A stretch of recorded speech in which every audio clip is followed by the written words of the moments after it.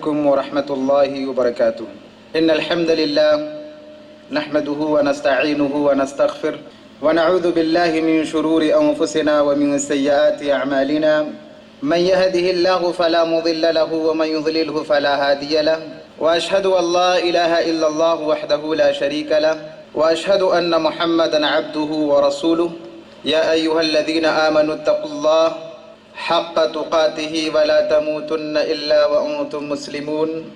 يا أيها الناس اتقوا ربكم الذي خلقكم من نفس واحدة وخلق منها زوجها وبث منهما رجالا كثيرا ونساء، واتقوا الله الذي تساءلون به والأرحام إن الله كان عليكم رقيبا.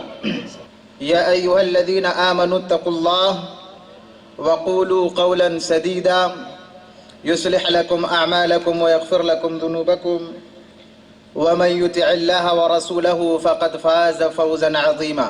أما بعد، فإن خير الحديث كتاب الله، وخير الهدي هدي محمد صلى الله عليه وسلم، وشر الأمور محدثاتها، وكل محدثة بدعة، وكل بدعة ضلالة، وكل ضلالة في النار. قال الله تبارك وتعالى: كل نفس ذائقة الموت وإنما توفون أجوركم يوم القيامة فمن زحزح عن النار وأدخل الجنة فقد فاز وما الحياة الدنيا إلا متاع الغرور. وقال النبي صلى الله عليه وسلم: لو كانت الدنيا تعدل عند الله جناح بعوضة ما سقى الكافر من شربة ماء. رواہ الترمذی. محترم حاضرین، جماعت اور جمعیت کے تمام ذمہ داران، سامنے بیٹھے ہوئے سامعین، پردہ نشین خواتین اسلام، مجھے آج آپ کے سامنے جس موضوع پر کچھ بولنے کی ذمہ داری دی گئی ہے، مجھے جو موضوع ملا ہے وہ موضوع ہے دنیا کی زندگی دھوکہ ہے. کیونکہ یہ موضوع بڑا اہم ہے اور ضرورت تو اس بات کا تقاضا کرتی تھی کہ سامعین کے سامنے اس موضوع کو رکھا جائے تاکہ زیادہ سے زیادہ لوگ اس کو سمجھیں اور زندگی میں اس کو لانے کی کوشش کریں. اپنی بات کا آغاز میں سورہ آل عمران آیت نمبر 85 سے کرنا چاہتا ہوں. خطبہ حاجہ کے بعد میں نے اس آیت کو پڑھا ہے آپ کے سامنے. اللہ رب العالمین اس آیت کریمہ کے اندر فرماتا ہے: کل نفس ذائقۃ الموت. ہر انسان کو موت کا مزہ چکھنا ہے. دنیا کے اندر جتنے بھی انسان آئے ہیں کوئی ہمیشہ رہنے کے لیے نہیں آیا. سب کو ایک نہ ایک دن یہ دنیا چھوڑ کر کے جانا ہے. کوئی مرد ہو تب بھی، کوئی عورت ہو تب بھی، کوئی آقا ہو، کوئی غلام ہو، کوئی مالک ہو، کوئی جھوپڑی میں رہنے والا ہو، کوئی محلوں کے اندر رہتا ہو، کوئی فٹ پاتھ پہ سوتا ہو، کیسا بھی انسان کیوں نہ ہو، اللہ تبارک و تعالیٰ نے اس دنیا میں کسی کو ہمیشگی نہیں دیا ہے. کوئی اس دنیا کے اندر ہمیشہ رہنے کے لیے نہیں آیا ہے. اللہ کے نبی کو خطاب کرتے ہوئے اللہ نے فرمایا: وَمَا جَعَلْنَا مِن قَبْلِكَ الْخُلْدِ. اللہ کے نبی، ہم نے آپ سے پہلے کسی کو اس دنیا کے اندر ہمیشہ رہنے کے لیے پیدا نہیں کیا.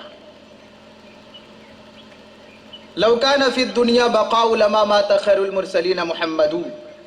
اگر دنیا میں کسی کو ہمیشگی والی زندگی ملتی، اگر دنیا کے اندر کوئی ہمیشہ رہنے والا ہوتا، اگر کوئی ایسے شخصیت ہوتی جس کو کبھی موت نہ آئے، تو وہ ہمارے نبی حضرت محمد رسول اللہ صلی اللہ علیہ وسلم ہوتے. السلام علیکم. حیات پاس حافظ اللہ صاحب، برائے کرم آپ اسٹیج پہ تشریف لائیں. حیات پاس حافظ اللہ. تو یہ آیت کریمہ کا پہلا ٹکڑا ہے کہ کل نفس ذائقۃ الموت. ہر نفس کو موت کا مزہ چکھنا ہے. ہر انسان کو یہ دنیا چھوڑ کر کے جانی ہے. کوئی اس دنیا میں ہمیشہ رہنے کے لیے نہیں آیا ہے. سب کو ایک نہ ایک دن یہ دنیا چھوڑ کر کے جانا ہے. اب سوال یہ پیدا ہوتا ہے، کیا دنیا چھوڑ کر کے چلے جانے کے بعد موت جب انسان کی زندگی میں آ جائے گی اس کے بعد معاملہ ختم ہو جائے گا؟ دنیا کی زندگی انسان کی کیسی رہی، کیا کیا، کوئی فرق نہیں پڑتا؟ کیا معاملہ ایسا ہی ہے؟ کیا ایک انسان وہ جو دنیا کے اندر اللہ رب العالمین کے طریقے کے مطابق رہتا تھا، اپنی پوری زندگی گزار کے گیا وہ بھی، اور جنہوں نے پوری دنیا میں اور دنیا کی زندگی میں بہت سارا ظلم و ستم کیا اور بہت سارا نافرمانیاں کیا، کیا مرنے کے بعد سب ختم ہو جائے گا؟ اللہ رب العالمین نے اس بات کا اللہ تعالیٰ نے آگے کی آیت میں اللہ رب العالمین نے جواب دیا اور کہا وَإِنَّمَا تُوَفَّوْنَ أُجُورَكُمْ يَوْمَ الْقِيَامَةِ کہ معاملہ ایسا نہیں ہے کہ مر گئے سب ختم ہو گیا، بلکہ انسان جب مر کر کے اللہ رب العالمین کے پاس جائے گا تو اللہ تبارک و تعالیٰ دنیا کے زندگی کا ایک ایک چیز کا اللہ تعالیٰ حساب لینے والا ہے۔ دنیا میں جو بھی اچھائیاں کی ہر ایک چیز کا بدلہ اللہ رب العالمین کے سامنے ملنے والا ہے۔ دنیا کے اندر گزرا ہوا ایک ایک وقت، ایک ایک منٹ جو ہم نے گزارا ہے، ہر ایک منٹ کا اللہ رب العالمین کے سامنے حساب دینا ہے۔ زندگی میں اعمال اچھے رہے، زندگی میں نیکیاں بہت رہیں، آخرت میں کامیاب مانے جائیں گے، اور دنیا کے زندگی میں گناہ پہ گناہ کرتے چلے گئے تو اللہ رب العالمین کے سامنے ایک ایک گناہوں کا سزا اور ایک ایک چیزوں کا اللہ رب العالمین کے یہاں حساب دینا ہے۔ معاملہ یہ نہیں کہ جیسی آپ کی زندگی رہی دنیا میں موت کے بعد سب ختم، نہیں، اللہ رب العالمین نے فرمایا ہر ایک کو موت کا مزہ چکھنا ہے، اور ہر انسان کو اللہ کے سامنے جا کر کے دنیا کے زندگی کی ایک ایک چیزوں کا اللہ رب العالمین کے یہاں حساب دینا ہے۔ سب کچھ جو دنیا کے اندر کیے سب اعمال کا اللہ رب العالمین کے یہاں حساب دینا۔ اچھا، دنیا کے اندر انسان کے کامیاب ہونے کے بہت سارے معیار ہیں۔ دنیا میں ہم کامیاب انسان کے بہت سارے کسوٹی دنیا میں ہم لوگوں نے بنا کے رکھا ہے۔ آخرت میں کامیاب کون؟ اللہ فرماتا ہے فَمَنْ زُحْزِحَ عَنِ النَّارِ وَأُدْخِلَ الْجَنَّةَ فَقَدْ فَازَ۔ آخرت میں جو انسان جہنم کی آگ سے بچا لیا گیا اور جنت میں داخل ہو گیا، فقد فاز، وہ کامیاب ہو گیا۔ دنیا میں انسان کی حیثیت جو بھی تھا، دنیا میں اس کا ویلو جو بھی تھا، دنیا میں وہ جو بھی کرتا تھا، فرق نہیں پڑتا ہے اگر وہ انسان جنت میں داخل ہو گیا، جہنم سے بچا لیا گیا۔ اور انسان دنیا کے زندگی میں اس کا ویلو، اسٹیٹس، اس کا منصب، اس کا عہدہ کیا تھا، یہ فرق نہیں پڑتا اگر انسان آخرت کی زندگی میں ناکام ہو جائے۔ اللہ فرماتا کامیاب وہ جو آخرت میں کل قیامت کے دن اللہ رب العالمین کے جہنم سے بچ کر کے جو جنت میں داخل ہو جائے گا، فقط فاز، وہ کامیاب ہے۔ دنیا کے اندر کیسی زندگی رہی؟ دنیا کے اندر غریب تھے، امیر تھے، مالدار تھے، فقیری تھی، گھر تھا، نہیں تھا، کوئی مطلب نہیں۔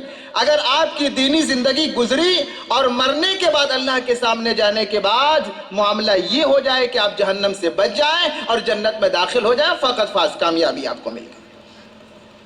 اس کے بعد اللہ رب العالمین فرماتا وَمَا الْحَيَاةُ الدُّنْيَا إِلَّا مَتَاعُ الْغُرُورِ، اور اے لوگوں، یہ دنیا کی زندگی صرف دھوکے کا ایک سامان ہے۔ یہ دنیا جہاں ہم لوگ زندگی گزار رہے ہیں، جہاں ہم لوگ رہ رہے ہیں، یہ دنیا ہمیشگی والی زندگی نہیں، یہ دنیا دھوکہ ہے، یہ دنیا ختم ہو جانے والی ہے، یہ دنیا کی زندگی ہمیشہ رہنے والی زندگی نہیں ہے۔ یہ دنیا جہاں پہ ہم لوگ سانسیں لے رہے ہیں، ایسا نہیں ہے کہ یہ دنیا ہر ایک کے ساتھ وفا کرتی ہے۔ یہ دنیا میں آنے والا ہر انسان ایک نہ ایک دن دنیا کو چھوڑ کر کے جاتا ہے۔ یہ دنیا کبھی ہمیشہ رہنے والی چیز نہیں ہے۔ یہ دنیا یہاں رہ کر کے ہم آخرت کی تیاری کرتے ہیں، یہ دنیا ہمارا مقصد نہیں ہے۔ یہاں رہ کر کے ہمیں آخرت کی تیاری کرنا ہے، اسی لیے دنیا کو دار العمل کہا جاتا ہے۔ عمل کا یہ گھر ہے، یہاں ہمیں عمل کرنا ہے، یہاں ہمیں رک کر کے اپنے آخرت کو اچھا بنانا ہے، ہمیں اپنی دنیا اچھا بنانے کے چکر میں نہیں پھنسنا ہے۔ دنیا کھیل تماشا ہے، دنیا کی زندگی ایک دھوکہ ہے، اس دنیا کی زندگی کی کوئی حقیقت نہیں ہے۔ ایک بچہ جب کھیلنے کے لیے جاتا ہے، ایک بچہ سمندر کے کنارے جاتا ہے اور جا کر کے وہاں کے ریت اور وہاں کے بالو سے بڑا خوبصورت سا وہ مکان، بڑا خوبصورت سا وہ گھر بناتا ہے، بڑا محنت کرتا ہے، اس میں بہت دلچسپی لیتا ہے، بہت بہترین طریقے سے محنت سے جوش کے ساتھ سمندر کے کنارے ریت سے بالو سے ایک اچھا سا خوبصورت سا وہ گھر بناتا ہے۔ اور جیسے ان کے جانے کا ٹائم آتا ہے، ماں باپ بولتے ہیں کہ بچہ چلو ٹائم ہو گیا، وہ بچہ اپنا ہاتھ کو زور سے اس گھروندے پر مارتا ہے، اپنے لات کو زور سے اس پر مارتا ہے اور اپنے اصلی گھر کی طرف چل دیتا ہے۔ حقیقت یہی ہے دنیا کا کہ ایک انسان اس دنیا کو بنانے کا جتنا فکر کیوں نہ کر لے، اس دنیا کو خوبصورت بنانے کی جتنی کوشش کیوں نہ کر لے، ایک آواز آئے گی موت کی اور ساری چیزوں کو چھوڑ کر کے اللہ رب العالمین کے بارگاہ میں چلے جانا ہے۔ کتنا محنت کیا آپ نے، کیا تگودو کیا آپ نے، کیا آپ کا طریقہ رہا دنیا کو اچھا بنانے کا، دنیا کو بہتر بنانے کی کیا کوشش کی آپ نے، کوئی فرق نہیں پڑتا۔ ایک آواز آئے گی موت کی اور ساری چیزوں کو چھوڑ کر کے اللہ رب العالمین کے بارگاہ میں جا کر حاضر ہو جانا ہے۔ ساری آپ کی محنتیں، ساری کوششیں آپ کے سامنے رہیں گی، آپ کا جائیداد آپ کے سامنے رہے گا، آپ کا مال و دولت آپ کے سامنے رہے گا، آپ کے زندگی کی کمائی، آپ کے اولاد آپ کے سامنے رہیں گے، آپ کے تمام رشتہ دار آپ کے سامنے رہیں گے، لیکن موت کی جب آواز آئے گی سارے لوگوں کے بیچ میں سے موت آپ کو اٹھا کر کے لے کے چلے جائے گی، کوئی آپ کو بچا نہیں پائے گا، آپ کے جائیداد، آپ کی محنتیں، آپ کی کوششیں، پوری دنیا کیوں نہ آپ کے سامنے بیٹھی ہو، کوئی آپ کو موت سے نہ بچا سکتے ہیں اور نہ اس وقت کوئی کام آنے والے ہیں۔ دنیا کی زندگی کی حقیقت کو سمجھنے کے لیے یہی کافی ہے میرے بھائیوں۔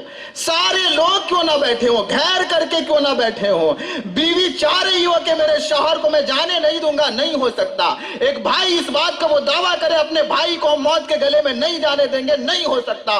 ماں باپ، بچے سارے بیٹھے ہوں اور یہ سوچ رہے ہو کہ اپنے ابو کو موت کے گلے میں نہیں جانے دیں گے، ساری کوششیں کر لیں، ایک آواز جب موت کی آئے گی ساری چیزوں کو ٹھکرا کر کے ہمیں آخرت کی اور چلے جانا۔ یہ دنیا کی زندگی کی حقیقت ہے۔ کہا جاتا ہے انسان ہے اور جب سانس نکل جاتی انسان تھا، ہے اور تھا میں زیادہ فرق نہیں ہے۔ سانسیں چل رہی ہے تو زندگی ہے، سانسیں رک جائے گی تو زندگی کا خاتمہ ہو جائے گا، اور آپ کے ساتھ صرف آپ کا عمل، آپ کے زندگی کا کیا ہوا ایک ایک نیکی آپ کے ساتھ جانے والا ہے۔ تو آیت کریمہ میں بتاتا ہے وَمَا الْحَيَاةُ الدُّنْيَا إِلَّا مَتَاعُ الْغُرُورِ، اے لوگوں دنیا کی زندگی ایک دھوکے کا سامان ہے، یہاں رہ کر کے ہمیں دنیا میں پھنسنا نہیں ہے، یہاں رہ کر کے ہمیں آخرت کی تیاری کرنا ہے، یہاں پھنس کر کے ہمیں آخرت کو بھولنا نہیں ہے۔ اور اللہ رب العالمین نے سورہ حدید کے اندر اس دنیا کے تعلق سے بڑا بہترین اللہ رب العالمین نے مثال دیا، کہا اعلموا انما الحیات الدنیا لعب و لہو، اے لوگو اس بات کو اپنے کان میں بٹھا لو کہ یہ دنیا کی جو زندگی ہے لعب، کھیل تماشا ہے، واللہو، اور اس دنیا کی زندگی صرف تماشا ہے۔ اللہ رب العالمین نے دنیا کی زندگی کو کھیل تماشا قرار دیا، کھیل کا میدان سجتا ہے، کھیل کا اسٹیج سجتا ہے، کھیل کے لیے بہت ساری تیاریاں کی جاتی ہے۔ کھیل کتنا دیر کا ہوتا ہے؟ 2 گھنٹہ، 3 گھنٹہ، 4 گھنٹہ، 5 گھنٹہ، دن بھر کا، اور اس کے بعد کھیل ختم ہو جاتی ہے۔ دنیا کا معاملہ بھی بالکل ایسا ہی ہے، دنیا کی کوئی حقیقت نہیں، یہ کھیل تماشا ہے۔ جس طرح کھیل کا معاملہ چند منٹوں کے، چند گھنٹوں کے لیے ہوتا ہے، اس کے بعد ختم ہو جاتا ہے، دنیا کا معاملہ بھی ایسا ہی ہے، چند دنوں کی دنیا، اس کے بعد ختم ہے یہ دنیا، اور ہمیں یہاں سے جا کر کے ہمیشگی والی دنیا یعنی آخرت کے اندر ہمیں رہنا ہے، وہاں کی ہمیں تیاری کرنا بہت ضروری ہو جاتا ہے۔ اچھا، مفسرین اس آیت کریمہ کو لے کر کے کہتے ہیں کہ اللہ رب العالمین نے اس آیت کریمہ کے اندر دنیا کے تعلق سے انسان کا جو دلچسپی ہوتا ہے نا، اللہ رب العالمین نے اس کو ذکر کیا ہے کہ انسان عمر کے ساتھ ساتھ کن چیزوں میں انٹرسٹڈ ہوتا ہے، کن چیزوں میں وہ دلچسپی لیتا ہے، اللہ نے اس کو ذکر کیا ہے۔ بچہ جب بہت چھوٹا ہوتا ہے، دنیا کی زندگی میں آتا نا، تو ان کو لگتا ہے کہ میری دنیا بس کھیل ہے، ہر چیز میں اس کو کھیل دکھتا ہے، کھیل کود بس لگتا ہے ان کو، میری زندگی بس یہی ہے۔ آپ ان کو کھلونا دے دیجئے اور کھانا پینا بھی مت دیجئے، وہ رہ جائے گا، ان کو لگتا ہے میرا زندگی، میرا پورا دنیا بس کھیل تماشا ہے۔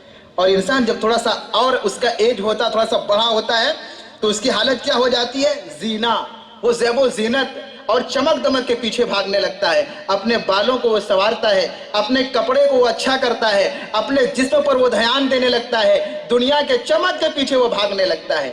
ذرا اور زیادہ عمر ہوتی ہے، جب شادی بیاہ ہو جاتا ہے، تو انسان کو لگتا ہے کہ یہ چمک دمک کچھ نہیں ہے، یہ اپنے آپ کو سنوارنا یہ حقیقت نہیں ہے، پھر وہ کس کے پیچھے پڑ جاتا ہے؟ اللہ فرماتا ہے کہ وَتَكَاثُرٌ فِي الْأَمْوَالِ وَالْأَوْلَادِ، ان کو لگتا ہے دنیا کمپٹیشن کا زمانہ ہے، اب چمک سے کچھ نہیں ہونے والا، ان کو لگتا ہے کہ دنیا میں اگر ٹاپ پر رہنا ہے تو مال و دولت کمانی ہوگی، ان کو لگتا ہے کہ سب سے اچھا دنیا میں وہ جن کے پاس سب سے زیادہ دولت ہو، سب سے زیادہ مال و دولت ہو، اور پھر وہ مال و دولت کو جمع کرنے کے چکر میں لگ جاتا ہے، اور اسی چکر میں لا کر کے اس کی پوری زندگی گزر جاتی ہے، ختم ہو جاتا ہے، جوانی سے پھر بڑھاپا، اور بڑھاپے کے بعد انسان قبر میں چلا جاتا ہے۔ یہ انسان کی حالت ہے، ایج کے ساتھ، عمر کے ساتھ ساری چیزیں بدلتی جاتی ہیں، لیکن ایک جگہ پر یہ انسان کے سوچ کا اور ان کے وچار کا ٹھہراؤ نہیں ہوتا۔ اور اللہ نے اسی بات کو کہا، جیسے بارش جب نازل ہوتی ہے، بارش نازل ہونے کے بعد جب زمین کے اندر وہ بارش کے قطرے پہنچتے ہیں تو اس سے اناج اگتے ہیں، اور اناج اگنے کے بعد کچھ دنوں کے بعد اناج پورا لہلہانے لگتا ہے، دیکھنے والوں کو بڑا اچھا لگنے لگتا، کتنا خوبصورت، کتنا اچھا۔ اور ایک زمانہ آتا ہے کہ وہ اناج پک جاتے ہیں، زرد پڑ جاتے ہیں، اور پھر ایک زمانہ آتا ہے اس کو کاٹ کر کے ختم کر دیا جاتا ہے۔ دنیا کی زندگی ایسے ہی ہے، ایک عمر میں جا کر کے انسان کو لگتا ہے یہ دنیا تو بہت چمک والی ہے، یہ دنیا تو بڑی خوبصورت ہے، اس دنیا میں تو بڑی لہلہاہٹ ہے، لیکن اللہ تعالیٰ اس آیت کے ذریعے، اس مثال کے ذریعے سے اللہ رب العالمین فرماتا ہے کہ اس کے ساتھ یہ دنیا بڑی جلدی سے ختم ہو جاتی ہے۔ جیسے اناج بڑا ہوتا ہے، بڑا ہونے کے بعد پکتا ہے، کاٹ دیا جاتا ہے، ویسے انسان کی زندگی ہے کہ بڑی تیزی کے ساتھ ختم ہو جاتی ہے۔ اچھا، قرآن کو اگر آپ پڑھیں گے تو قرآن کریم میں اللہ رب العالمین نے دنیا کی زندگی کی کئی ساری مثالیں دی ہیں، ان میں سے ایک چیز کہا کہ دنیا کی زندگی پانی ہے۔ اچھا، دنیا کی زندگی کو پانی کیوں کہا گیا ہے؟ ایک ایک مثالیں جو اللہ رب العالمین نے دنیا کے تعلق سے کہا ہے، ایک انسان اگر غور کرے گا، ہوش و حواس حیرت میں پڑ جائے گا کہ اللہ تعالیٰ نے دنیا کو کتنا بہترین طریقے سے ہمیں سمجھایا ہے۔ کہا دنیا کی زندگی پانی ہے۔ پانی کیسے ہے؟ ایک انداز سے آپ اس کو سمجھ سکتے ہیں کہ انسان اگر پانی میں رہے اور اس کا پانی اگر اس کے گردن کے نیچے اگر ہو تو انسان کے لیے وہ پانی بہت فائدہ مند ہے، اس میں وہ تیر سکتا ہے، اس میں وہ نہا سکتا ہے، اس سے فائدہ اٹھا سکتا ہے۔ لیکن یہ پانی جب سر سے اوپر اٹھ جائے، ایک انسان کے اوپر جب پانی آ جائے تو پانی اس کے لیے نقصان دہ ثابت ہو جاتا ہے، بلکہ ایک انسان کو اپنی جان تک گنوانا پڑ سکتا ہے۔ اللہ ایسے ہی فرماتا ہے کہ جب تک دنیا آپ کے قدموں میں ہے، دنیا آپ کے لیے بہت فائدہ مند ہے۔ جب تک دنیا آپ کے پیچھے ہے، آپ دنیا سے بہت فائدہ اٹھا سکتے ہیں، لیکن یہ دنیا جب آپ کے سر کے اوپر چڑھ جائے تو یہ دنیا آپ کے لیے ہلاکت کا ذریعہ بن جاتا ہے۔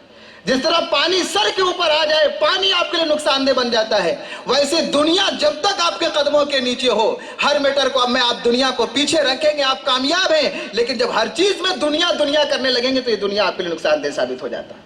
اللہ کے نبی صلی اللہ علیہ وسلم نے اس دنیا کی حقیقت کو بڑا نرالے انداز میں اللہ کے نبی نے سمجھایا ہے۔ صحیح مسلم کی روایت ہے کہ اللہ کے نبی صلی اللہ علیہ وسلم ایک مرتبہ بازار سے گزر رہے تھے۔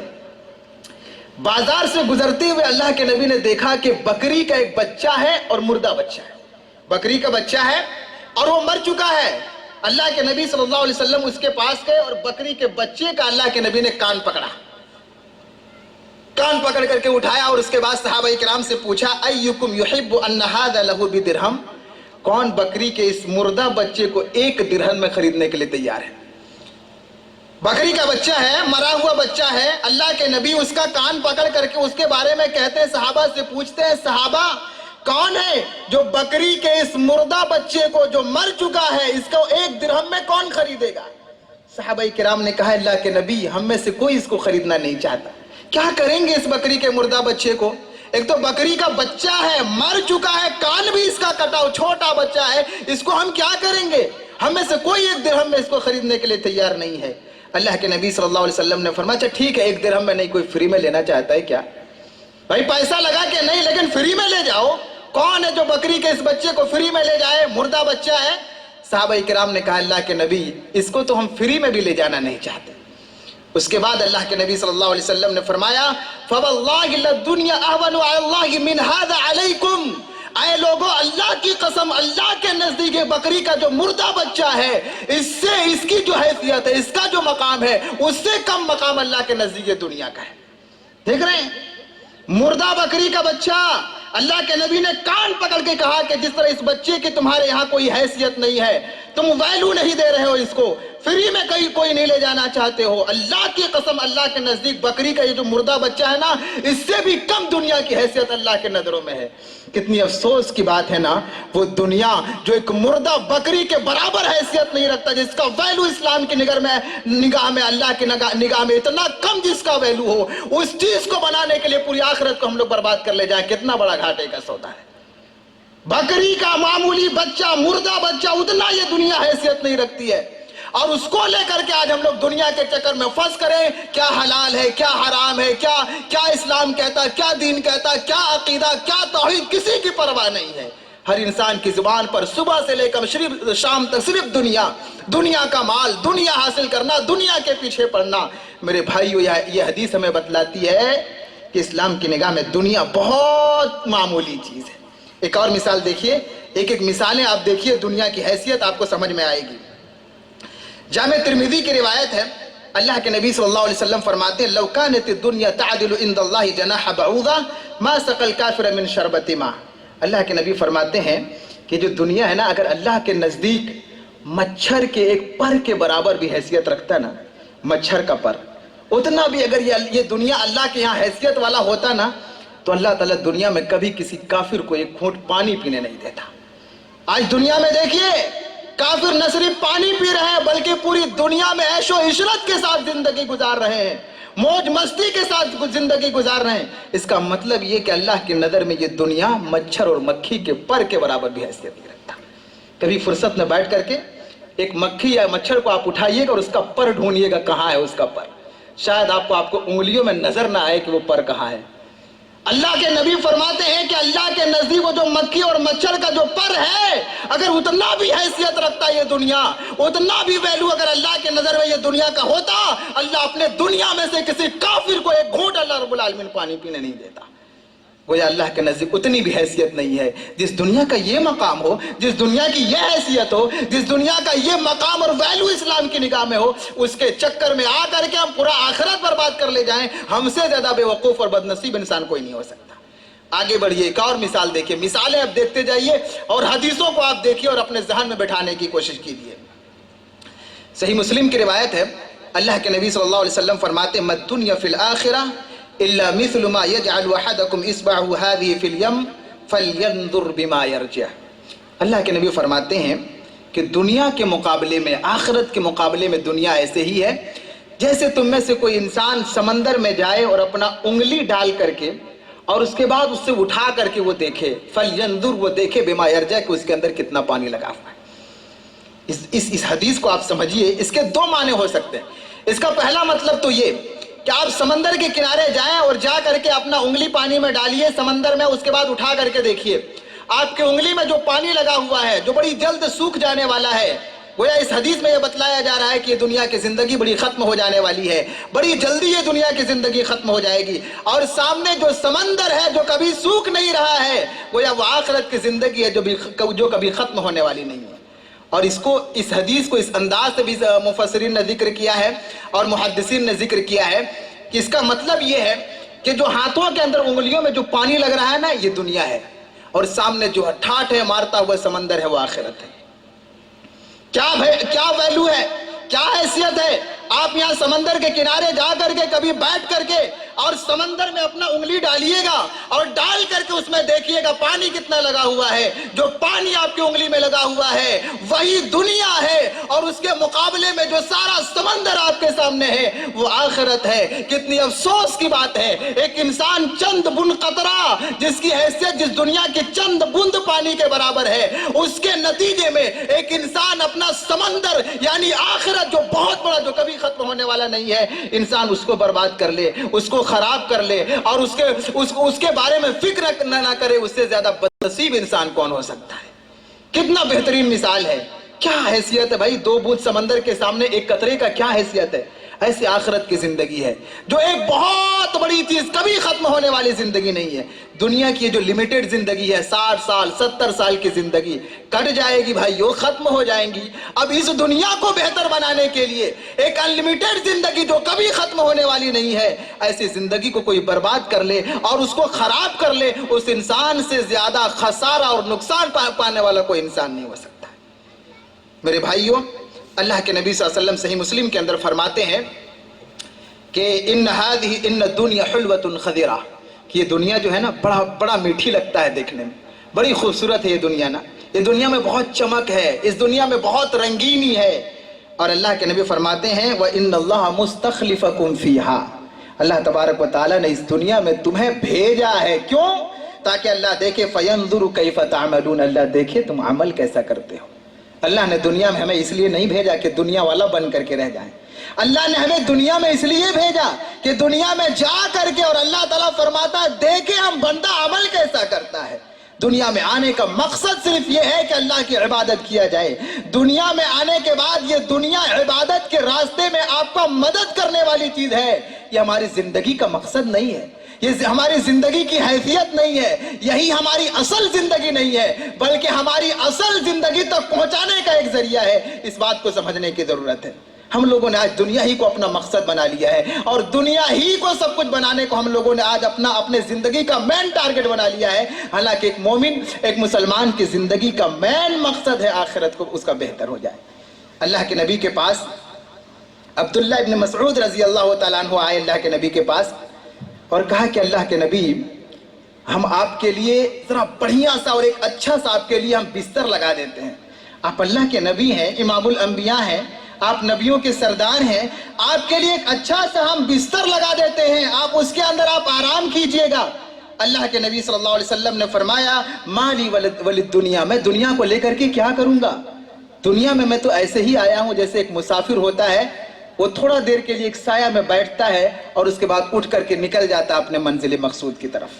کتنا بہترین اللہ کے نبی نے مثال دیا کہ ایک انسان دنیا میں ایسے ہی ہے جیسے ایک مسافر، ایک سفر کرنے والا انسان کو جب بہت دور کہیں جانا ہوتا ہے، بیچ میں وہ کسی درخت کے سائے میں بیٹھتا ہے اور بیٹھ کر کے وہ آرام کرتا ہے اور اٹھ کر کے پھر وہاں سے اپنے منزل، اپنے جہاں ان کو جانا رہتا ہے وہاں کے لیے وہ نکل جایا کرتا ہے. دنیا کا معاملہ بالکل ایسے ہی ہے. اگر ایک مسافر آدمی اگر کہیں آرام کے لیے 2 منٹ رکے اور وہ سمجھے کہ یہی میرا زندگی ہے، یہی ہم کو سب کچھ کرنا، وہی سایہ ہی کو اپنا سب کچھ بنا لے، تو بتائیے وہ انسان کامیاب ہو سکتا ہے کیا؟ اس کو ایک انسان عقل مند مان سکتا ہے کیا؟ بالکل دنیا کا ہی معاملہ ہے. ہمیں آخرت کی سفر کے لیے نکل رہے ہیں، ہمارا اصل ٹارگٹ ہے آخرت. ہم یہاں دنیا میں رکے ہیں کیوں؟ اللہ تعالیٰ نے ایک موقع دیا ہے، رک کر کے ہم یہاں عمل کر لیں. ایک انسان یہ سوچنے لگ جائے کہ یہی میرا سب کچھ ہے اور اسی کے لیے ایک انسان محنت کرنے لگ جائے تو اس سے زیادہ گھاٹا پانے والا انسان کوئی نہیں ہو سکتا. صحیح بخاری اور صحیح مسلم کی ایک حدیث ہے کہ اللہ کے نبی صلی اللہ علیہ وسلم ایک مرتبہ اللہ کے نبی نے اپنی بیویوں سے ایلا کر لیا. ایلا کا مطلب ہوتا ہے کہ اللہ کے نبی نے ایک مرتبہ قسم کھا لیا کہ میں اپنی بیویوں کے قریب نہیں جاؤں گا 1 مہینہ تک. اور اللہ کے نبی بالکل الگ تھلگ ایک کو اپنے کمرے میں جا کر کے اللہ کے نبی رہنے لگے. حضرت عمر بن خطاب رضی اللہ تعالیٰ عنہ اللہ کے نبی سے ملاقات کرنے کے لیے جاتے ہیں اور جب اللہ کے نبی کے کمرے میں داخل ہوتے ہیں، اللہ کے نبی کے کمرے کا نقشہ کھینچتے ہیں کہ میں نے اللہ کے نبی کا کمرہ کیسا دیکھا. جا کر کے اور اس کے بعد دیکھتے ہیں کہ اللہ کے نبی صلی اللہ علیہ وسلم ایک معمولی سی چٹائی ہے، اللہ کے نبی صلی اللہ علیہ وسلم معمولی سی چٹائی میں اللہ کے نبی لیٹے ہوئے ہیں اور اللہ کے نبی صلی اللہ علیہ وسلم کی اس چٹائی میں نہ کوئی بستر لگا ہوا ہے، نہ کوئی گدا لگا ہوا ہے، نہ وہاں اس کمرے کے اندر کوئی صوفہ سیٹ لگا ہوا ہے. ایک معمولی چٹائی ہے. آقا مدنی امام الانبیاء جناب محمد رسول اللہ صلی اللہ علیہ وسلم اس چٹائی پر لیٹے ہوئے ہیں. ایک تکیہ ہے اور وہ چمڑے کا تکیہ ہے اور اس میں کھجور کا کھال کو بھر دیا گیا ہے اور بغل میں ایک چھوٹا سا مٹکا اور مشکیزہ ہے جس میں اللہ کے نبی کے لیے پانی رکھا گیا ہے. عمر فاروق اللہ کے نبی کی حالت دیکھتے ہیں اور اس کے بعد اللہ کے نبی کی اس حالت کو دیکھنے کے بعد اللہ کے نبی اٹھ کر کے بیٹھ جاتے ہیں. عمر فاروق اللہ کے نبی کے پیٹھ میں اس چٹائی کے نشانات دیکھتے ہیں اور زار و قطار رونے لگتے ہیں. اللہ کے نبی پوچھتے ہیں عمر کیا معاملہ ہے، کیوں رو رہے ہو، بات کیا ہو گیا؟ کہا اللہ کے نبی قیصر و کسریٰ کو دیکھیے، وہ اللہ کے نافرمان ہیں، وہ گناہگار لوگ ہیں، وہ ظالم لوگ ہیں، لیکن ان کی دنیا آپ دیکھیے کتنے عیش کے ساتھ وہ لوگ رہ رہے ہیں، ان کی زندگی کتنی خوبصورت بنی ہوئی ہے، کون سی نعمت ہے جو ان کے پاس نہیں ہے؟ آپ تو امام الانبیاء ہیں نا، اللہ کے بہت چہیتے ہیں نا، اللہ کے بہت محبوب ہیں نا، اللہ کے نزدیک آپ کا مقام بہت عظیم ہے نا، آپ اتنی تکلیف کے ساتھ کیوں جی رہے ہیں؟ اللہ کے نبی یہ تکلیف کیوں؟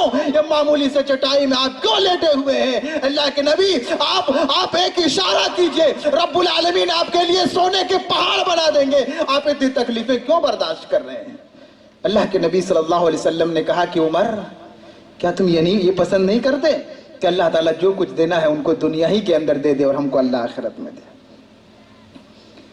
اللہ کے نبی نے کہا ارے ان کا پورا معاملہ دنیا کا ہے، ان کو جو ملنا ہے سب کچھ دنیا کے اندر مل جائے، ہمیں اللہ تعالیٰ آخرت دے. کیا تم اس بات کو نہیں چاہتے ہو کیا کہ میری یہ دنیا کی زندگی بیکار رہے؟ کوئی بات نہیں، اس کے نتیجے میں اللہ تعالیٰ ہماری آخرت کو اچھا بنا دے. تم اس بات کو نہیں چاہتے کیا؟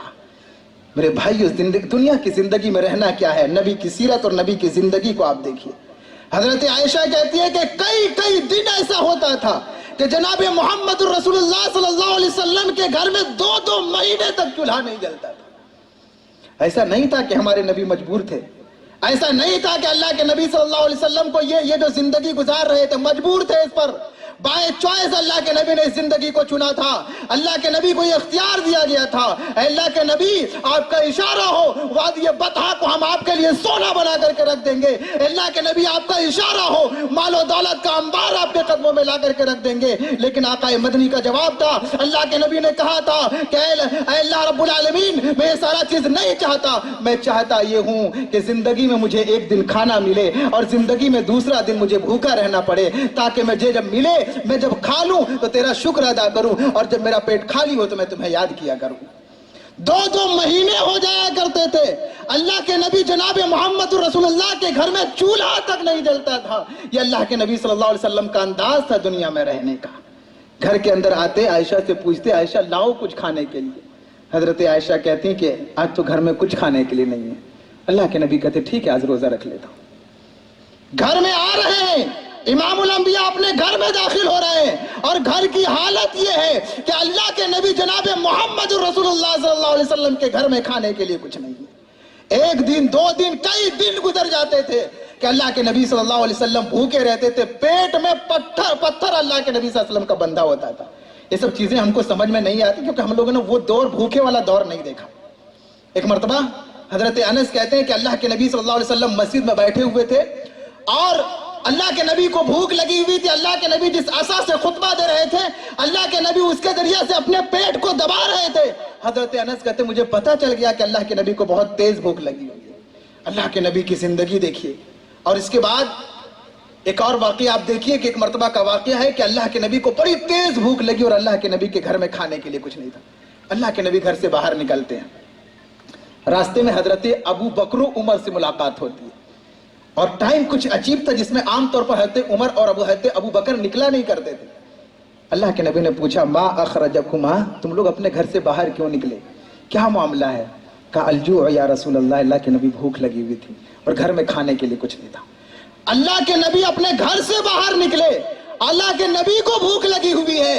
रास्ते में अबू बकर उमर आ गए, कहा अल्लाह के नबी आप दोनों कहां जा रहे हैं? कहा हम लोग निकले इसलिए कि घर में खाने को कुछ नहीं था, भूख लगी हुई थी, सोचा जाएंगे बाहर, कोई सहाबी कोई आदमी साथी आएगा हम लोगों को खिला देगा। तीनों गए और जाकर के एक सहाबी के घर में खाना खाते हैं और खाना खाने के बाद अल्लाह के नबी ने कहा कि ये जो सारी चीजें तुम खा रहे हो ना, क़यामत के दिन इसके बारे में पूछा जाएगा। इसके मुकाबले में बहुत सारी नेमतें अल्लाह तबारक व तआला ने हमें दिया है। कभी एहसास हुआ है, कभी सोचे इस बात को कि अल्लाह ने इतनी सारी चीजें दिया, कल क़यामत के दिन अल्लाह पूछ देगा कि इन नेमतों को खा करके तुमने शुक्र कितना अदा किया, तो जवाब हमारा क्या होगा? हजरत उमर फारूक रज़ी अल्लाह तआला अन्हु, एक मर्तबा की बात है कि एक आदमी हजरत उमर के पास आया और आकर के कहा कि उमर आप तो कामयाब हैं, अल्लाह तबारक व तआला ने तो आपको इतना बड़ा मुसलमानों का खलीफा बनाया है, अल्लाह के नबी ने तो आपको जन्नती कहा, आप तो कामयाब हैं। हजरत उमर फारूक रज़ी अल्लाह तआला ने कहा था कि कामयाब तो बहुत बड़ी बात हो गई, अगर मैंने जो खिदमात किया है और मैंने जो कुछ इस्लाम पर अमल किया उसके नतीजे में मेरा गुनाह और मेरा नेकी अगर बराबर हो जाए तो मैं कामयाब हो जाऊंगा। नेकियां ज्यादा हो जाना है तो बहुत बड़ी बात हो गई, हमने जो किया उसके नतीजे में अल्लाह हमको सिर्फ इतना नवाज दे कि मेरा नेकी और मेरा गुनाह बराबर हो जाए तो उमर रज़ी अल्लाह तआला अन्हु कामयाब हो जाएंगे। अब देख रहे हैं हजरत हुज़ैफा इब्न यमान के पास जाते हैं। हजरत हुज़ैफा जानते हैं जिनको अल्लाह के नबी सल्लल्लाहु अलैहि वसल्लम ने मुनाफिकों का नाम बतलाया था, हजरत हुज़ैफा रज़ी अल्लाह तआला अन्हु को साहिब सिर्र रसूल कहा जाता है। जाते हैं और जाकर के कहते हैं हुज़ैफा जरा वो लिस्ट जो आपका है ना जिसमें मुनाफिकों का नाम लिखा हुआ है, जरा उस लिस्ट को पढ़िएगा तो और देखिएगा तो उसमें उमर रज़ी अल्लाह तआला अन्हु का नाम है क्या? सोचिए कौन वो उमर जिसके बारे में अल्लाह के नबी ने एक मर्तबा नहीं कई मर्तबा अल्लाह के नबी सल्लल्लाहु अलैहि वसल्लम ने हजरत उमर के जन्नती होने की बशारत दी थी। वो उमर जिनके बारे में अल्लाह के नबी ने कहा था जिस रास्ते से हजरत उमर का गुजर होता है शैतान वो रास्ता बदल देता है, जिसके बारे में अल्लाह के नबी ने कहा था लौकाना बादी नबीयुल लकाना उमर, और मेरे बाद अगर किसी को पैगंबर मिलता तो हजरत उमर को मिलता। हालत क्या है? जाके पूछते हैं कि जरा उस लिस्ट को पढ़ना तो देखना तो उसमें हजरत उमर मुनाफिकीन का लिस्ट तुम्हारे पास, उसमें हजरत उमर का नाम तो नहीं है। हमारी जिंदगी पूरी गुनाहों में डूबी हुई है।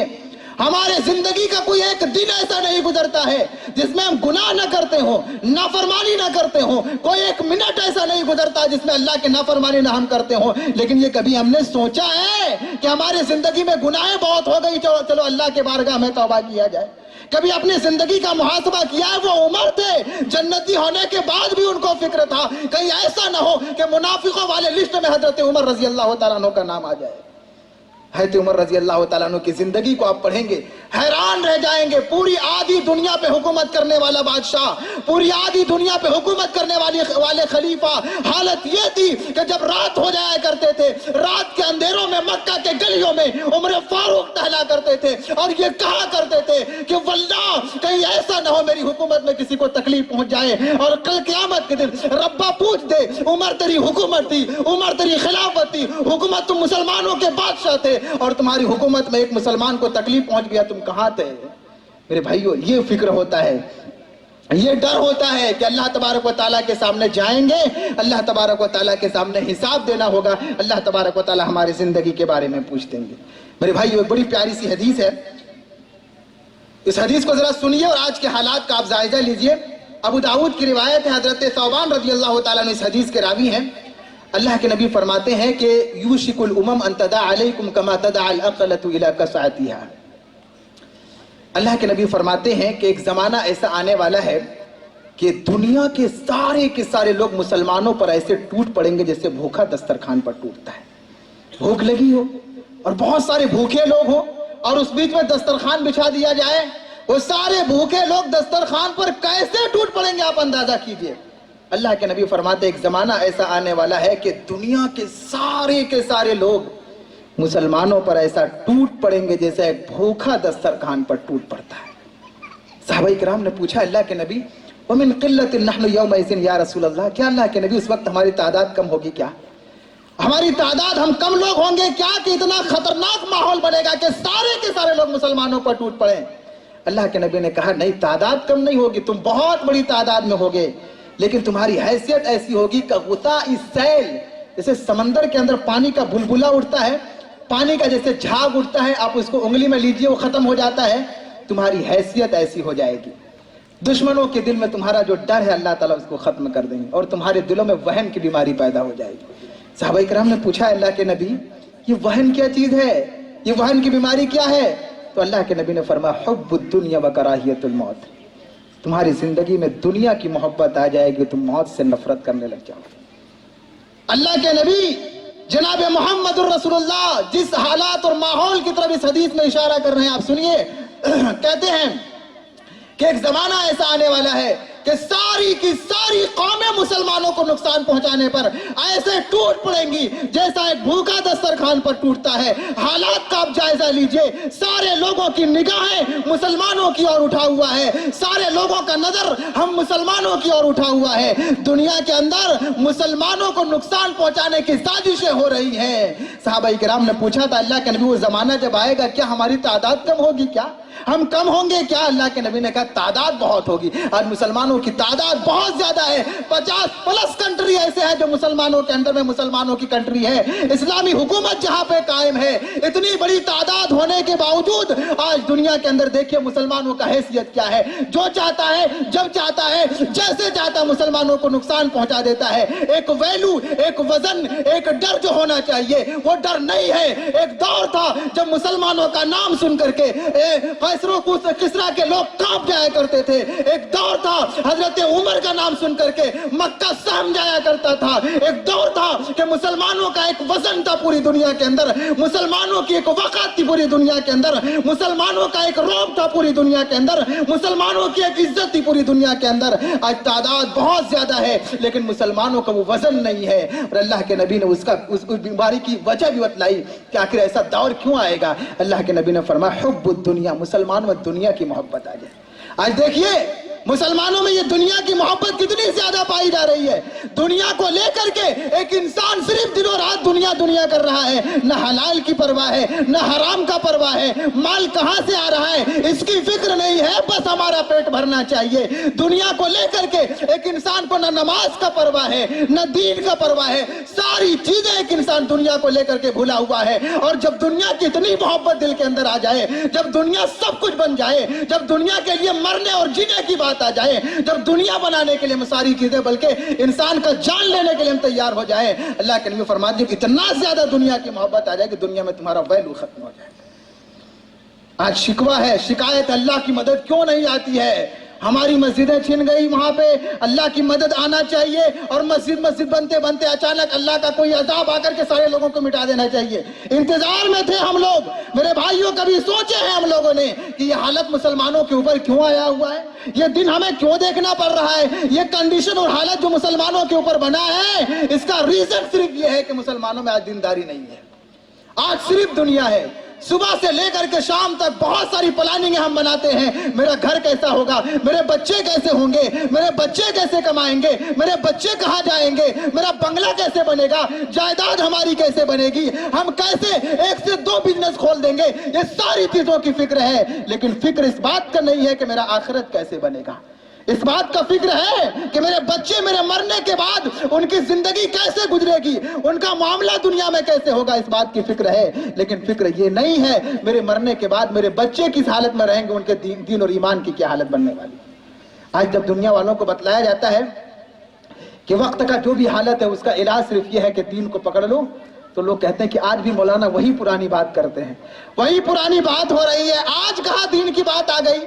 دنیا میں مسلمان کمزور ہیں، ان کا ویلیو نہیں ہے، اس کا بہت سارا ریزن ہے۔ مسلمانوں کے پاس ایجوکیشن نہیں ہے، مسلمانوں کے پاس مال و دولت نہیں ہے، یہی سب ریزن ہے کہ مسلمان پیچھے ہیں۔ اس بات کو آپ اپنے ذہن میں بٹھا لیجئے، پوری اسلامی ہسٹری آپ پڑھ کر کے رکھ دیجئے، مسلمانوں نے پوری دنیا میں کبھی بھی اگر عزت کے ساتھ جیا ہے، اور مسلمان کبھی بھی پوری دنیا پر غالب آئے ہیں تو اپنے طاقت کے بلبوتے پر نہیں، اپنے مال و دولت کے بلبوتے پر نہیں، اپنے ایجوکیشن کے بلبوتے پر نہیں، اس کا ریزن صرف ایک رہا ہے، اور وہ ریزن رہا ہے دیندار۔ جب تک زندگی میں دین نہیں آئے گی، ہر جگہ لات کھاتے پھریں گے، اور ماحول یہ بن جائے گا، آپ چو تک نہیں کر پائیں گے، جو چاہے گا جب چاہے گا آپ کو تھپڑ مار کر کے نکل جائے گا۔ ایک علاج ہے، دین کو پکڑا جائے، لن یصلح آخر هذه الامه الا بما صلح به آخر اولها۔ جب تک اس دنیا اور اس لوگوں کی اصلاح اس طریقے پر نہیں ہوگا جیسے صحابہ کرام کے طریقے پر ہوا تھا، تب تک لوگوں میں یہ جو ماحول ذلت کا بنا ہوا یہ ختم نہیں ہونے والا ہے۔ اس لیے میرے بھائیوں، شکوہ شکایت کرنے کے بجائے، شکوہ شکایت کرنے کی فلاں کی حکومت آ رہی ہے ہمیں تکلیف ہوگی، فلاں کرسی پر بیٹھ رہا ہے ہمیں تکلیف ہوگی، ان ساری چیزوں کو چھوڑ کر کے غور صرف ایک بات پہ کرنا ہے، اور وہ غور اس بات پہ کرنا ہے کہ ہمارے اندر دینداری کا لیول کتنا ہے، کتنا ہم دین کو لے کر کے سیریس ہیں، دین کے معاملے میں کتنا سوچتے ہیں، اس بات کی فکر کرنے کی ضرورت ہے۔ دنیا میں سارے مسائل کا علاج صرف یہ ہے کہ دین اسلام کو اپنایا جائے گا۔ جب تک دین کی مضبوطی نہیں آئے گی، نہ دنیا آپ کی بن سکتی ہے، نہ آخرت آپ کی بن سکتی ہے۔ ایک حدیث ہے جامع ترمذی کی، بڑی پیاری سی حدیث ہے کہ اللہ کے نبی صلی اللہ علیہ وسلم فرماتے ہیں، حضرت انس رضی اللہ تعالیٰ عنہ اس حدیث کے راوی ہے کہ من کانت الآخرۃ ہمہ جعل اللہ غناہ فی قلبہ، کہ جو انسان دنیا میں رہ کر کے آخرت کے لیے جیتا ہے۔ دنیا میں بہت سارے لوگ جیتے ہیں، کوئی صرف دنیا کے لیے، ان کے لیے دنیا ہی سب کچھ ہوتا ہے۔ اللہ کے نبی فرماتے ہیں جو انسان آخرت کے لیے جیتا ہے، دنیا میں رہتا ہے لیکن یہاں بیٹھ کر کے وہ آخرت کی تیاری کرتا ہے، اللہ کے رسول فرماتے ہیں جعل اللہ غناہ فی قلبی، اللہ تعالیٰ اس کے دل کو مالدار بنا دیتا ہے۔ دل کی مالداری بہت بڑی چیز ہے۔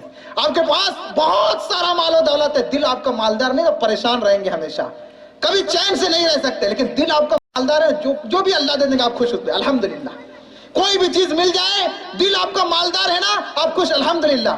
اللہ کے نبی فرماتے ہیں جو انسان آخرت کے لیے جیتا ہے، دنیا میں رہ کر کے آخرت کے لیے جیتا ہے، اللہ کے نبی فرماتے ہیں اللہ اس کے دل کو مالدار کر دیتا ہے۔ وَجَمَعَ لَهُ الشَّمْلَ، اور اللہ رب العالمین اس کے حالات اور کنڈیشن کو بھی ٹھیک کر دیتا ہے۔ حالات کی درستگی چاہتے ہیں نا، ہماری دل ہے نا، دنیا میں یہ جو ماحول ڈر کا بنا، وہ ڈر کا ماحول ختم ہو جائے۔ ہم چاہتے ہیں نا ہمارا دین دنیا کا سب سے مضبوط دین بن جائے، ہم چاہتے ہیں نا ہم ایک مسلمان ہونے کی حیثیت سے جب نکلیں تو ہمیں ہمیشہ امن محسوس ہو، ہمیں کسی طرح کا ڈر نہ ہو۔ اللہ کے نبی فرماتے ہیں آخرت کے لیے بنو، آخرت کے لیے جیو، اس کا فائدہ یہ کہ اللہ تبارک و تعالیٰ تمہارے حالت کو اچھا کر دے گا۔ اور کیا؟ وعدت الدنیا وہی راغمہ، اور دنیا بھی مل جائے گی، حالانکہ وہ دنیا کو چاہے گا نہیں، آخرت کے لیے جی رہا ہے، آخرت کے لیے وہ مرنا چاہتا، سب کچھ ان کا آخرت ہے، اللہ اس کے بعد بھی اس کو دنیا دیتا ہے، دنیا اس کے پاس آئے گی، حالانکہ وہ دنیا کو چاہتا نہیں ہے۔ اور جو انسان دنیا کے لیے جیتا ہے، دنیا اس کا ٹارگٹ ہوتا ہے، جعل فقرہ بین عینیہ، اللہ تعالیٰ محتاجگی کی اس کو آنکھوں کے نیچے اللہ تعالیٰ ڈال دیتا ہے۔ جتنا بھی کما لیں گے، جو بھی کر لیں گے، آپ کی محتاجی ختم ہونے والی نہیں ہے۔ اور کیا ہوگا؟ وَفَرَّقَ عَلَيْهِ شَمْلَ، اور اس کے حالت کو اور خراب کر دیتا ہے، انسان زندگی بھر پریشان رہے گا۔ وَلَمْ يَأْتِهِ مِنَ الدُّنْيَا إِلَّا مَا قُدِّرَ لَهُ، دنیا اتنا ہی ملنے والا جتنا تقدیر میں اللہ نے لکھا ہے۔ ایسا نہیں کہ دنیا دن بھر کریں گے تو بہت دنیا اللہ دے دیں گے، اتنا ہی ملنے والا جتنا اللہ نے آپ کے تقدیر میں لکھا تھا۔ اس کا مطلب یہ میرے بھائیو، دنیا میں رہیے لیکن دنیا کو اپنا مقصد مت بنائیے۔ دنیا میں رہ کر کے ہمیشہ آپ کے ذہن و دماغ کے اندر یہ بات ہونی چاہیے کہ ہمیں یہ دنیا چھوڑ کر کے جانا ہے، یہ ہماری حقیقی زندگی نہیں ہے۔ کبھی بیٹھ کر کے تنہائی میں بیٹھ کر کے اپنے نفس کا محاسبہ کیجئے گا کہ میرے اندر دینداری کتنا پایا جاتا ہے، کتنا ہم دین پر عمل کرنے والے ہیں۔ کبھی بیٹھ کر کے سوچئے گا یہ دنیا جب ختم ہو جائے گی اس کے بعد میری کیا حالت ہونے والی ہے، وہ کون سا عمل میرے پاس ہے جس کے بنا پر میں یہ کہہ لے جاؤں اور یہ میں اس بات کا دعویٰ کر دوں کہ اللہ رب العالمین کے یہاں میں کامیاب ہو جاؤں گا۔ جانتے ہیں انسان کی زندگی میں سب سے ٹف کنڈیشن جب آتا ہے وہ اس وقت ہوتا ہے جب انسان کو موت آ رہی ہوتی ہے۔ جب انسان دنیا چھوڑ رکھ کے جا رہا تو بہت مشکل ٹائم ہوتا ہے، آنکھوں سے موت کے فرشتے نظر آ رہے ہوتے ہیں، اچھے اچھے لوگوں کو دیکھا گیا ہے کہ ان کے پسینے چھوٹ گئے ہیں، یہ کنڈیشن بن جاتا دنیا سے چھوڑتے ہوئے۔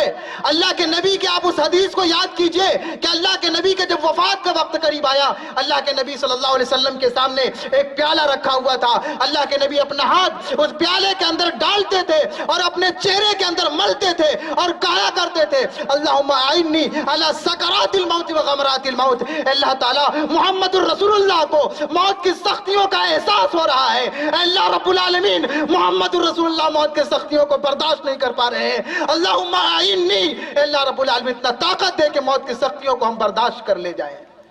میرے بھائیو کون ہیں؟ امام الانبیاء ہیں، نبیوں کے سردار ہیں۔ اللہ کے نبی کو موت کی سختیوں کا احساس ہو رہا ہے، ہماری اور آپ کی کیا حالت ہونے والی کبھی آپ نے سوچا ہے؟ عثمان غنی رضی اللہ تعالیٰ جب قبر کے پاس کھڑے ہویا کرتے تھے بڑی زار و قطار روتے تھے، اور اتنا روتے تھے کہ حضرت عثمان کا داڑھی بھیگ جایا کرتا تھا، اتنا زیادہ رویا کرتے تھے قبر کو یاد کر کے۔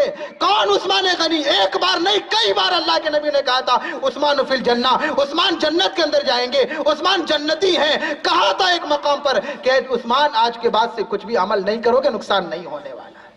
لیکن اس کے بعد بھی فکر اتنا اور طلب اتنا زیادہ کہ اتنا رو رہے ہیں کہ آنکھوں سے آنسو نکل کر کے ان کی داڑھی کو بھگا دے رہی ہے، اتنا فکر ہے کہ پتہ نہیں عثمان غنی رضی اللہ تعالیٰ عنہ کے ساتھ کیا معاملہ ہونے والا ہے۔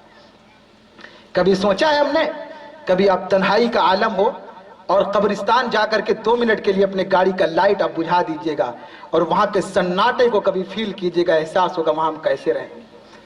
دنیا کے اندر اپنے روم، اپنے کمرے کو بہترین بنانے کے لیے اچھا لائٹنگ، اچھا اے سی، اچھا پنکھا، سب کچھ ہم لوگ لگایا کرتے ہیں، اس کے بعد بھی 2 منٹ کے لیے آپ کے کمرے کا لائٹ چلا جائے واللہ ایک انسان گھبرا جاتا ہے۔ کبھی بیٹھ کر کے یہ سوچئے گا جب مر جائیں گے، قبر میں چلے جائیں گے، زمین کا چھوٹا سا ٹکڑا ہم کو ملنے والا ہے جہاں نہ کوئی لائٹ ہوگا، نہ کوئی پنکھا ہوگا، نہ کوئی اے سی ہوگا، نہ کوئی مدد کرنے والا ہوگا۔ دنیا میں ہم پھنستے ہیں، میرے دوست آ جاتے ہیں مدد کرنے کے لیے، ساتھی آ جاتے ہیں مدد کرنے کے لیے، سب مدد کرنے کے لیے آ جاتے ہیں۔ وہ دور ایسا وقت ہوگا کوئی آپ کے پاس نہیں ہوگا، سارے لوگ تنہا آپ کو چھوڑ کر کے چلے جائیں گے۔ اس سناٹے کو کبھی جا کر کے فیل کیجئے گا اور سوچئے گا وہ عمل ہمارے پاس کون ہے جس کے بنا پر ہم یہ کہہ سکیں کہ قبر کے عذاب سے ہم لوگ بچ جائیں گے۔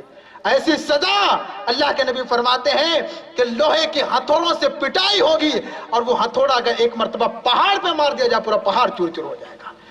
ہمارے باڈی میں، ہمارے جسم میں اس تکلیف کو برداشت کرنے کی طاقت ہے کیا؟ اگر ہے تو ذرا سوچئے کہ وہ اتنا خطرناک معاملہ ہوگا، ہم لوگ اس کو کیسے برداشت کر پائیں گے؟ یہ دنیا کے اندر دیکھیے معمولی سا گرمی کا موسم ہوتا ہے، اس کے لیے ہم لوگ اے سی لگاتے ہیں، پنکھے لگاتے ہیں اور بہت ساری چیزیں ہم لوگ اس کے انتظام کے لیے کرتے ہیں۔ کبھی ہم نے سوچا ہے حشر کے میدان میں جب سورج بہت قریب ہو جائے گا، آقا مدنی کہتے ہیں 1 میل سے قریب ہو جائے گا، ٹمپریچر اتنا ہائی ہو جائے گا اور باڈی میں کوئی کپڑا تک نہیں ہوگا، پورا جسم ننگے ہوگا، آپ کے پیروں میں چپل تک نہیں ہوگا، سارے لوگ اس تپش میں کھڑے ہوں گے۔ کبھی آپ نے سوچا اس دن کی ہمارے پاس تیاری کیا ہے؟ کیا ہم لوگوں کو لگتا ہے کہ وہ قیامت کا جو ہولناک منظر ہوگا اس میں ہم کامیاب ہو جائیں گے؟ آدم کو حکم ہوگا کہ آدم جاؤ اور اپنی ذریت میں سے ہر 1000 میں سے ایک کو آپ جنتی کے لیے چن کر کے لے آؤ۔ ہمیں لگتا ہے وہ 1000 میں سے ایک اکلوتا ہے جس کا ہمارا دل اتنا مضبوط ہے کہ ہم جنت میں چلے جائیں گے؟ نہیں ہے تو میرے بھائیو اپنے اندر اس بات کا فکر پیدا کیجئے دنیا کی زندگی عمل والی زندگی ہے، یہاں رہ کر کے ہمیں اپنے آخرت کو اچھا بنانا ہے، یہ دنیا ہمارا مقصد نہیں ہے، یہاں رہ کر کے دین اور ساری چیزیں بھول جانا یہ کسی بھی طریقے سے ہمارے لیے فائدے کا سودا نہیں ہے۔ اس لیے پوری بات کا خلاصہ یہ کہ آپ دنیا کی حقیقت کو سمجھیے کہ یہ دنیا ختم ہونے والی ہے، یہ دنیا بڑی جلد ختم ہو جانے والی ہے۔ ایک آخری حدیث میں آپ کے سامنے رکھتا ہوں، 2 منٹ میرے پاس ٹائم ہے، اور اس بات کو آپ سن کر کے اور اس کے بعد آپ سوچئے گا کہ 4 قسم کے لوگ دنیا میں رہتے ہیں، ان میں سے کس کیٹیگری میں ہم آتے ہیں۔ ترمذی کی روایت ہے، حضرت کبشہ انماری رضی اللہ تعالیٰ عنہ فرماتے ہیں کہ میں تمہیں ایک حدیث بتاتا ہوں، اس کو یاد کر لو، اور فرماتے ہیں کہ دنیا میں 4 قسم کے لوگ رہتے ہیں۔ دنیا، یہ جو دنیا پورا بنا ہوا ہے، یہ دنیا 4 قسم کے لوگوں کے لیے ہے۔ سنیے گا، غور سے سنیے اس حدیث کو، شاید آپ نے حدیث نہ سنی اور اس کو اپنی زندگی میں ڈالیے گا۔ کہتے ہیں دنیا کے اندر 4 قسم کے لوگ رہتے ہیں۔ پہلا کون؟ عبد رزقہ اللہ مالا وعلما، ایک وہ بندہ جس کو اللہ رب العالمین نے مال بھی دیا ہے اور علم بھی دیا ہے۔ پہلا کون؟ جس کو اللہ نے مال و دولت بھی دیا، دنیا بھی دیا، اور اس کے پاس علم بھی ہے کہ ہمیں کہاں خرچہ کرنا ہے، کیا کرنا ہے۔ اب یہ بندہ کیا کرتا ہے؟ فَهُوَ يَتَّقِي فِيهِ رَبَّهُ، اب وہ مال کے سلسلے میں اللہ سے ڈرتا ہے، حلال و حرام کو بہت سوچتا ہے، اس کے بعد اس میں استعمال کرتا ہے۔ وَيَصِلُ فِيهِ رَحِمَهُ، اور رشتہ داروں کا جو حق ہے وہ مال کے ذریعے سے ادا کرتا ہے۔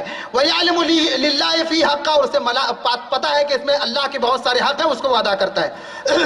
فَهَذَا بِأَفْضَلِ الْمَنَازِلِ، لوگوں میں سب سے اچھا انسان اللہ کی نظر میں کون؟ دنیا ملا ہے اور علم بھی اس کے پاس ہے شریعت کا، وہ کیا کرتا ہے؟ شریعت کا علم ہے تو اپنے مال کو اللہ کے راستے میں خرچ کرتا ہے، اپنے رشتہ داروں کا وہ حق ادا کرتا ہے، مال کے بارے میں وہ اللہ سے ڈرتا ہے، دنیا کے بارے میں وہ اللہ تعالیٰ سے ڈرتا ہے۔ اللہ کے نبی فرماتی ہے سب سے اچھے لوگ ہیں۔ دوسرا کون؟ وَعَبْدٌ رَزَقَهُ اللَّهُ عِلْمًا وَلَمْ يَرْزُقْهُ مَالًا، دوسرا وہ آدمی جس کو اللہ نے علم تو دیا ہے لیکن بیچارے کے پاس دولت نہیں ہے۔ علم ہے، پتہ ہے شریعت کس کو کہتے ہیں، لیکن اس انسان کو معلوم نہیں ہے، اس کے پاس مال و دولت نہیں ہے کہ وہ اللہ کے راستے میں خرچ کرے۔ وہ کیا سوچتا ہے؟ کہتا ہے لو ان لی مالا لعملت بعمل فلان فهو نیتہ فاجرهما سواء۔ اب یہ سوچتا ہے کہ بھائی میرے پاس مال نہیں ہے، لیکن وہ پہلے آدمی جیسا مال میرے پاس آ جائے گا نا تو وہ جیسے اللہ کے راستے میں خرچ کرتا ہے، دیتا ہے اور رشتہ داروں کا حق ادا کرتا ہے، میرے پاس بھی دولت آئے گی، میں بھی ویسا کروں گا۔ اللہ کے نبی فرماتے فاجرهما سواء، یہ سارے لوگوں کا، دونوں لوگوں کا برابر بدلہ ہو جاتا ہے۔ یہ دونوں اچھے لوگ ہیں جن کے پاس مال اور علم دونوں وہ بھی، اور جن کے پاس صرف علم ہے لیکن نیت یہ ہے کہ دولت آئے گی تو میں اللہ کے راستے میں خرچ کروں گا، یہ دونوں اچھے لوگ ہیں۔ تیسرا، اللہ کے نبی فرماتے ایک ایسا انسان جس کو اللہ رب العالمین نے مال تو دے دیا لیکن علم نہیں ہے۔ بھائی مال مل جائے، دنیا مل جائے، اور اگر دین نہیں ہے تو بڑی خطرناک بن جاتا ہے۔ مال اور دولت اگر مل جائے، علم نہیں ہے تو یہ بڑی خطرناک بن جاتا ہے۔ ایک جاہل کو جب دولت ملتی ہے نا تو ہوا میں اڑنے لگتا اپنے دولت کو لے کر، اپنے دنیا کو لے کر کے۔ اللہ کے نبی فرماتے ایک بندہ جس کو اللہ رب العالمین نے مال تو دے دیا لیکن شریعت ان کے پاس نہیں ہے، وہ اپنے مال کو لے کر کے جیسے تیسے جہاں تہاں وہ خرچ کرتا ہے، جیسے تیسے اپنے مال کو اڑاتا ہے، نہ وہ اللہ سے ڈرتا ہے نہ رشتہ داروں کا حق ادا کرتا ہے، اسے پتہ ہی نہیں کہ مال میں اللہ کا حق کیسے ادا کیا جاتا ہے۔ اللہ کے نبی فرماتے دنیا کا سب سے گیا گزرا انسان وہی ہے۔ مال ہے، شریعت نہیں ہے، نہیں پتا کہ کہاں خرچ کرنا ہے، دنیا کا سب سے برا انسان وہی۔ اور چوتھا انسان وہ جس کے پاس نہ مال ہے نہ علم ہے، لیکن وہ سوچ کیا رہا ہے کہ میرے پاس بھی دولت آئے گی نا، میرے پاس بھی مال آ جائے گا، تو وہ انسان دیکھو کتنا مستی کر رہا ہے دنیا کے زندگی میں، ابھی وہ ایسا مستی کروں گا، اپنا اچھا اچھا گھر بنا لوں گا، اپنی زندگی کو بہت ہائی لیول پہ لے آؤں گا، ایسا سوچتے اللہ کے نبی فرماتے یہ آخر کے 2 لوگ دنیا کے سب سے بدترین قسم کے لوگ ہیں۔ یہ 4 قسم کے لوگ دنیا میں رہتے ہیں، جا کر کے سوچئے گا ان 4 کیٹیگری میں میرا نمبر کس میں آتا ہے۔ اگر اوپر کے دونوں میں سے کامیاب ہیں، نیچے کے لوگوں میں آ رہا ہے تو ان کا مطلب یہ ہے کہ معاملہ ہمارا خراب ہونے والا ہے، اس لیے ہمیں اصلاح کی ضرورت ہے۔ یہ باتیں تھی، چند باتیں تھی، میں نے ٹوٹی پھوٹی انداز میں آپ کے سامنے رکھا۔ اللہ رب العالمین سے دعا ہے کہ اللہ تبارک و تعالی ہم تمام لوگوں کو ان باتوں کو سننے، سمجھنے اور سمجھنے کے مطابق عمل کرنے کی توفیق دے، آمین تقبل یا رب العالمین۔ جزاک اللہ خیرا وحسن الجزا۔ یہ شیخ آصف جامی حفظ اللہ تھے جنہوں نے آپ کے سامنے دنیا کی حقیقت کو قرآن و احادیث کی روشنی میں مختلف انداز سے سمجھانے کی کوشش کی۔ اسی طرح رسول اللہ صلی اللہ علیہ وسلم کی طرز زندگی، صحابہ کرام کی طرز زندگی سے بہت ساری مثالوں سے اس بات کو واضح کرنے کی کوشش کی شیخ نے کہ اس دنیا کی حقیقت کیا ہے وہ ہمیں اور آپ کو معلوم ہونا چاہیے، اس لیے کہ دنیا کی حقیقت سمجھنے ہی میں آخرت کی کامیابی کا انحصار ہے۔ انسان جتنا جلدی دنیا کی حقیقت کو سمجھ جائے گا اتنی تیزی میں وہ آخرت کی طرف اپنے آپ کو بڑھانے کی کوشش کرے گا۔ تو شیخ نے مختلف طریقوں سے دنیا کی حقیقت کو سمجھانے کی کوشش کی، اور سمجھنے والی بات یہ بھی ہے کہ اللہ رب العالمین نے انسانوں کی ہدایت کے لیے آسمانی کتب کا نزول اور پھر بے شمار انبیاء کرام کو بھیجا، اور صرف اتنا ہی نہیں کہ انبیاء کرام کو بھیجنے کے بعد اس سلسلے کو بند کر دیا، بلکہ اس کے بعد علماء کرام کو وارثین قرار دیا گیا، اور ساتھ ہی ساتھ یہ دنیا کی زندگی کو حقیقت کو ہمارے اور آپ کے سامنے واضح کرنے کے لیے اللہ رب العالمین نے مختلف طریقے سے ہمیں اور آپ کو سمجھانے کی کوشش کی ہے۔ ضرورت اس بات کی ہے کہ ہمارا ایمان کا معیار ہی اس بات پر ہے کہ اس دنیا کی حقیقت کچھ بھی نہیں ہے۔ اللہ کے نبی صلی اللہ علیہ وسلم کا وہ دور یاد کیجیے آپ، جب رسول اللہ صلی اللہ علیہ وسلم کو شروعاتی دور میں نبی بنایا گیا، آپ نے جب کفار مکہ کے سامنے دعوت و تبلیغ کا کام شروع کیا، اس وقت کفار مکہ کا جو سوچ تھا اس کو آپ اپنے سامنے لائیے۔ کفار مکہ کا سوچ یہی تھا کہ جو کچھ ہے یہ دنیا کی زندگی ہے، انسان کے مرنے کے بعد پھر اور کچھ نہیں ہے۔ اللہ رب العالمین نے جب اس حقیقت کو، اس دنیا کی حقیقت کو ان کے سامنے رکھا، اللہ کے نبی صلی اللہ علیہ وسلم نے قرآن مجید کی آیتوں کو ان کے سامنے تلاوت کی، تو انہوں نے کہا ذالک رجع بعید، یہ تو بہت دور کی بات ہو گئی۔ ہم تو یہ سوچ رہے تھے کہ جو کچھ ہے، جو کچھ ملا ہے یہ دنیا کی زندگی ہی ہے، اور اس کے بعد پھر کوئی حساب و کتاب نہیں۔